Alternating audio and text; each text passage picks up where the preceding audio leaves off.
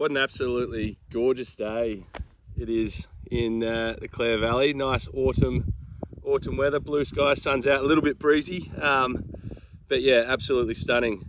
Alrighty, Countryside 2023 Cab Sav. This wine for me, I think Cabernet is one of the most well-suited varieties to the Clare Valley.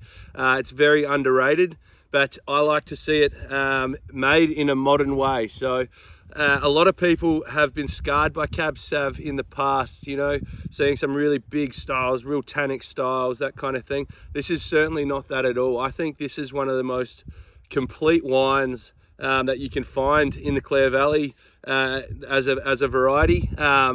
I guess it's when I say complete, I think you can get everything. You can get some fruit, you can get the layers, you can get the acid, you can get the freshness, but nothing's over the top. You can also drink it young in this style, and you can also age it. It's going to last for a long time because it's got beautiful natural acidity and it's got that tannin structure. So that's going to work as your preservative in the wine. But the Countryside, the name comes from every time I spoke about Clare Cabernet, I was always talking about the gum trees. I was always talking about the dusty outback, and I think this wine really reflects that. It's such a wine of place. And a wine of drinkability. You wouldn't think you'd hear me say that about a Cabernet, but there I go. The drinkability is there in this wine. But I've done tastings recently where I've showed the Vermentino, the Grenache, and the Cab Sav all next to each other, and I do the Vermentino and Grenache first, and then go to the Cab Sav, and I have people say, "Oh no, I'm all good for the Cab Sav," and I go, no, you have to give this a go, and it's normally the wine that people have been leaving with because they're so shocked and blown away with this style. And again, as I've said with the Grenache, this is that modern style, and I really want to get that across the line. It doesn't have to be big; it can be really approachable and complete. But we'll give it a little look in and see how we go. So yeah, on the nose, there's the slightest bit of herbaceousness, but it's more sort of blue fruit, your plums, your blueberries. It's it's super pretty. You wouldn't expect it to be a Cab Sav, but it's 100% got a little bit of that. I guess it's a little bit of pepper, but we'll give it a go.